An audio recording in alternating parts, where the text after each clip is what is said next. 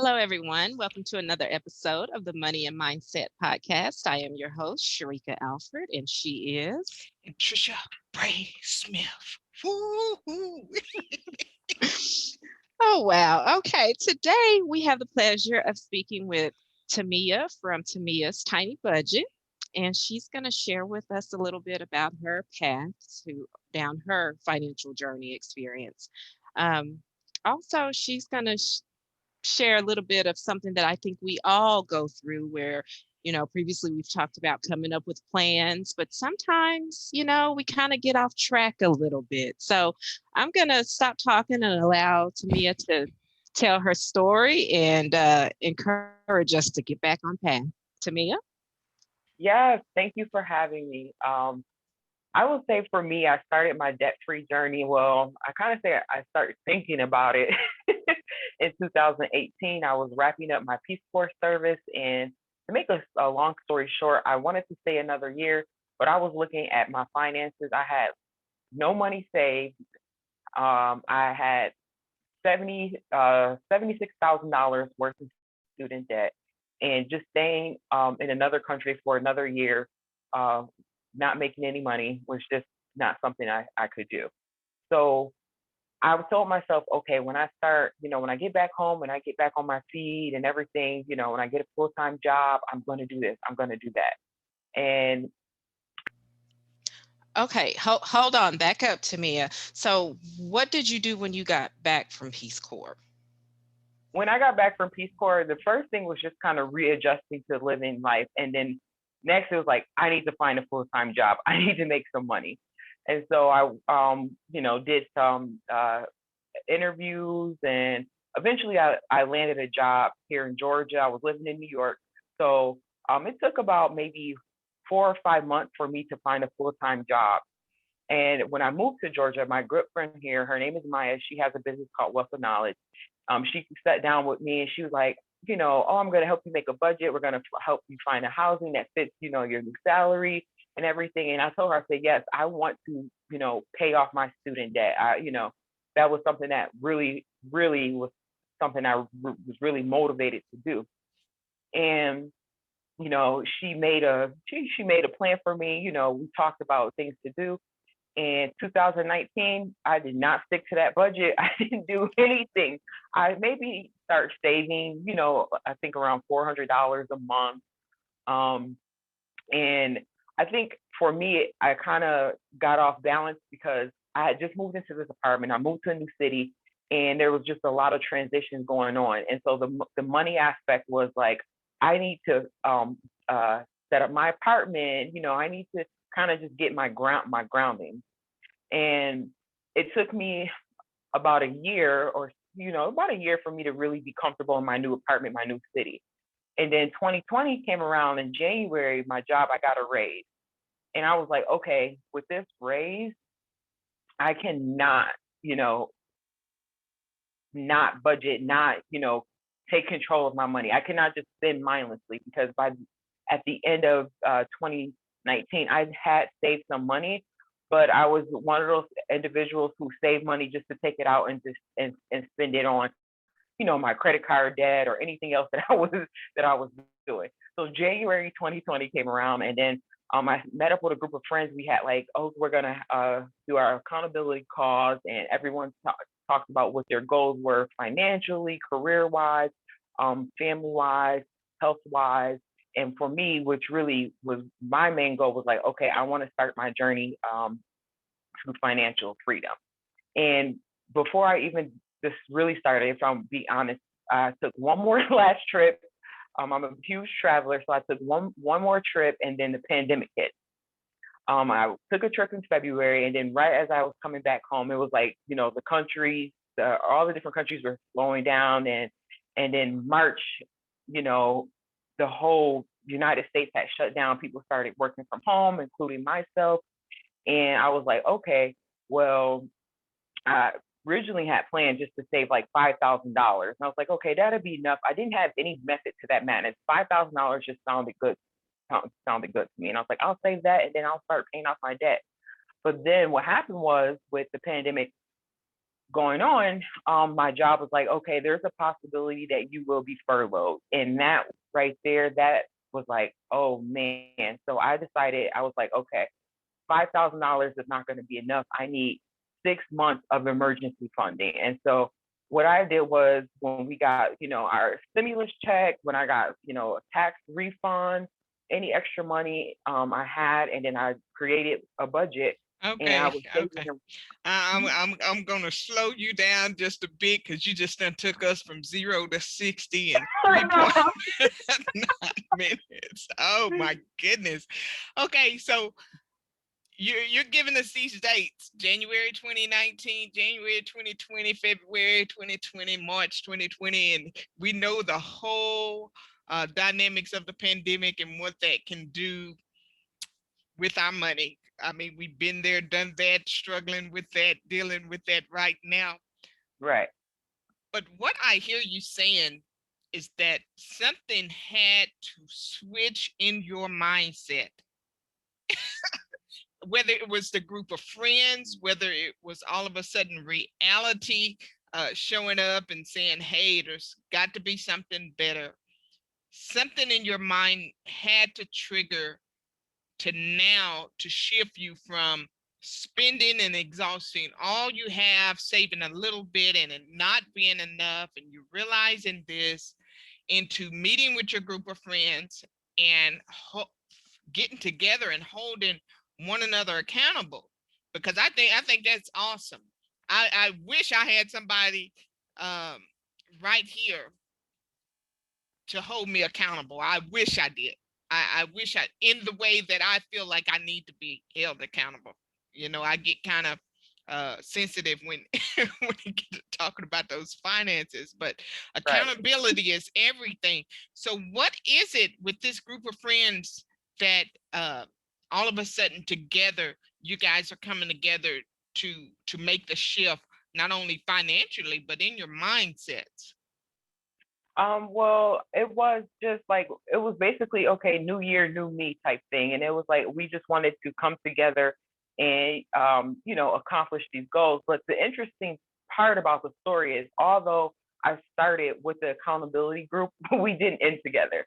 So it started off really strong, but then again, when the pandemic hit, everybody was kind of like, kind of stepped back and just kind of did their own thing. And I was an individual, it was like, okay, no love lost or anything like that. We're still great friends. And no, we weren't really meeting monthly together, but I still was really motivated to reach my goal because I just recently, had this raise. And when I look back at the previous years, I really wasn't spending money on anything like eating out, just money was just going to waste. And I was like, not another year of this, not another year of money just going down the drain.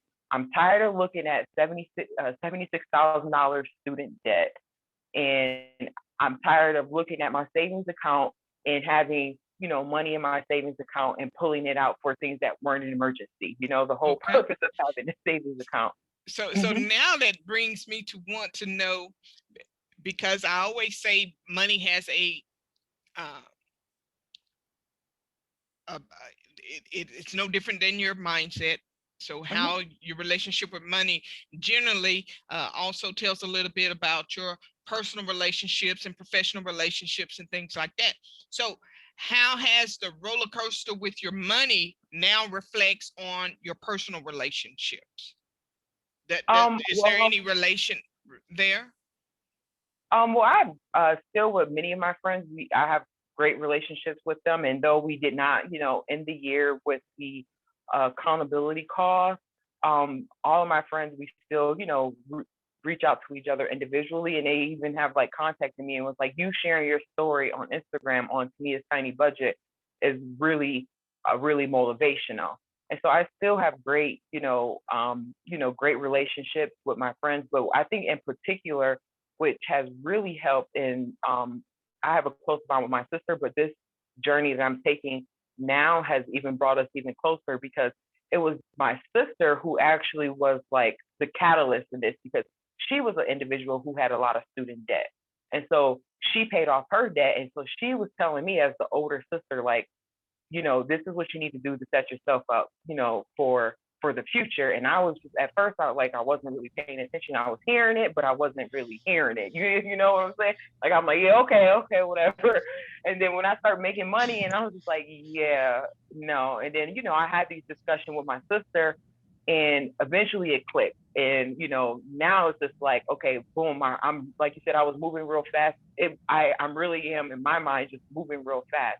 But I'm really thankful because I have somebody to talk to that's a family member. And I know so many people do not have that. It's really, money is a very touchy situation, and it's difficult to be able to talk to your loved ones, about your finances. So I'm very unique in a way where I have, my sister who's like been there, done that, and I want you to do the same thing. And here's the guy, and this is what you got to do. And then I have my mom who's like, anything you do, I'm gonna cheer you on. So, you know, I got you for 100%. And also with the information I put on my own personal page, she's like, oh, Timmya, you inspire me to do this and that and the third. So now it's like, as a family, we're coming together and we're having those once difficult discussions, and we are changing our future. So, as you and your sisters, when you guys were younger, I just said, you said now as a family you're having those discussions. Did you not have those discussions coming up, or what were the dynamics about as far as money talks in your household as you were coming up? Yeah, there weren't really money talks, and I think it's just, my mom did what she thought was best, and whatever she was taught, that's what she taught us, and then some things that she may have learned from her family, and tried to do better. So when I was younger, we didn't really sit down at the table and discuss savings. It was just like, you get your job, you pay your bills, you put food on the table, and you make sure you have clothes. There wasn't a talk about retirement, budgeting, you know, um, saving money if for an emergency. It was just like, you make money and you spend it pretty much. So now, as an adult, I can't, blame my mom or anything. I'm about to be 30 years old. So it's like, those those discussions that we didn't have younger, I'm like, okay, whatever. Now that I know there's so much information out there, I had to just learn and, teach myself, and also my sister, like I said, her sharing her story. And I always say, I'm glad she's the older sister because I learned so much from her. And she's telling me, dropping gems on me. And now as a family, we can all sit and talk, about it. My mom, she still be like, okay, I don't want to hear it every day, but she's still she's still a part of the conversation. And I think that's the best part because like I said, our family makeup will be changed for the future no matter what at this point. I absolutely applaud you, Timmya, you and your sister both. And for those of you who may just now be joining us on the Money and Mindset podcast, we're joined today by Timmya Davis of Timmya's Tiny Budget. And that's how we can find you on Instagram, right? Timmya's Tiny Budget. And I Yes. also put that in the show notes. Now, do you have a website or anything else, or just connect with you through Instagram?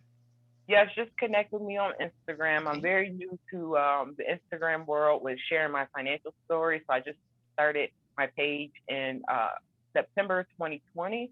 I consider myself new to this, and I don't know what the future holds, but as the more I get involved in like the debt-free community, and then just being more um, able to talk about my story, and sharing with others, I think in the long run, I might, want to branch off into websites and blogs and stuff like that. But Yeah, right I now, mean, you can just find me on Instagram. yeah, I mean, that's how I found you. I was like, I've got to reach out to her. She's very transparent. She shares, and I think it's just awesome. Now, what would you say so far has been your biggest hurdle to have to overcome on this journey? Just the mindset. The mindset is just, it's interesting because it's the mindset podcast, but it really is because it's just so much lack of knowledge out there, and people always, there's like this belief that in order to, be financially free, you have to make hundreds and thousands of dollars. and really just starting with, your salary and looking at what you spend on a daily basis can really be like, wow, do I really need to go out and get, lunch 3 times a week, you know, at work? And how you can change that $20 a week and you multiply that when you look at that, by 4 weeks, and you're like, oh man, there we go. That's $80 that I could put somewhere else. And so for me, it really was the mindset because I actually had very little money knowledge, and I always associated money with like, okay, I need to make more. I need to make more. And then anytime I would make more money, I just would spend more. And so for me, it was like being able to understand, okay, no matter how much money you make, you can always save something. You can always invest in your retirement plan. You can always do more than what you actually think you can, and that mindset is very very key. And once you start to educate yourself more, reading more books, watching on TV things about money and documentary and also even on social media, following, different blogs and individuals that do discuss money, you're like, wow, there's so much information I did not know. And just that lack of knowledge is really something that, you're surprised with, because again, money is just not talked about, was not talked about in my household. And I know many households. So for me, the hurdle was just changing my mindset and knowing that, I can reach this, because I honestly felt that I couldn't. I always like, man, what am I? I'm a young black girl. Like, I don't make enough money. That's not something that I can do. And then when I looked at the numbers, I'm like, whoa, I could definitely do this, and here I am. I'm doing it. Yeah, it is about making small, simple, practical changes in your habits, just developing new habits. And I was sitting here listening to you, and you're talking about social media, and you're using that as a platform to learn. And you Yes. are a young lady. I mean, people my age have kids your age. Let me just put that out there. And sometimes, when I stroll through social media, uh, not everything out there is good. So let me just put that out there. There are some people that are really giving you the knowledge and being transparent and putting value out there. But say for a young person who is out here and they're getting caught up in the social media, but not necessarily the right kind of teaching, because I see a lot of mess out here, flaunting the money and this and that with the schemes and stuff like that. What do you say to that young girl in your generation that is out here trying to make a difference? What kind of things should they be looking for uh, when it comes to value and following in their followings on social media, who is really at the point right now that they realize that they need to do something about this money situation? Well, for me, what I did was, like, just on my personal account, I limit the gossipy page and try to surround myself on people who posted more about being positive, not just about money, but just in life in general. And also things that did not make me feel well, when I would look and I'm like, this, whatever this person is posting, it doesn't really help me. It doesn't have benefit. It's not beneficial to my life. And I'm like, I just need to remove it, and that's okay. You just need to remove it, step back from it, and then also do that time of self-reflecting. Why is this? Why did this post trigger you? Why, what is a deeper issue? And for me, it was because I was always broke. But it was just like, also it was that, but also, um, you know, um, looking for a community, a network of people who were like-minded. And as you said, flashing money, that's not something I'm going to do. So why do I need to follow that? So I remove that. And for any younger person who's like interested in this, I will say, like, you know, look into mentorship. Find someone who is proven successful and reach out to them and say, can you mentor me? And if they can't mentor you, do you know anybody else that I can, follow, that can provide guidance? Because that does do a lot. That's really beneficial to help you reaching your goals. That's awesome. Well, Tamia, we really do appreciate you taking the time to share your story with us. And we will be looking forward to you coming back again to give us an update. Like I tell people, we're not Dave Ramsey, but we do want our guests to come back and give their debt-free screens. I definitely So will. We could do a yearly screen until I'm officially debt free. So I'm here for it. that is awesome. Well, folks, that's going to wrap up this episode of the Money and Mindset podcast. I am your host, Sheryka Alford, and she is. On her best behavior, Miss Anntricia Bray Smith. Be safe and take care. Thank you.